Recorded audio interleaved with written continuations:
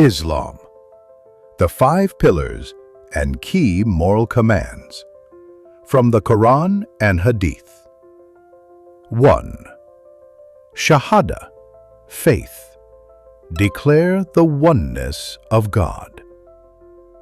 There is no God but Allah, and Muhammad is His messenger. Quran chapter 3, 18. 2. Salah, prayer. Pray 5 times daily. Establish prayer and give zakah.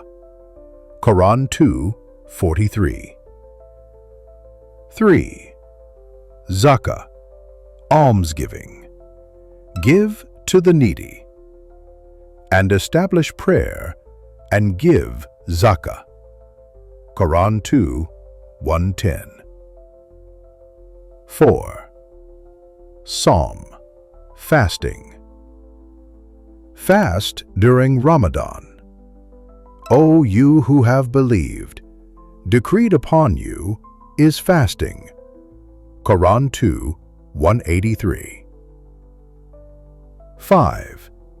Hajj, pilgrimage. Perform pilgrimage to Mecca. And Hajj to the house, Kaaba, is a duty. Quran 3:97. 6. Be just and avoid oppression.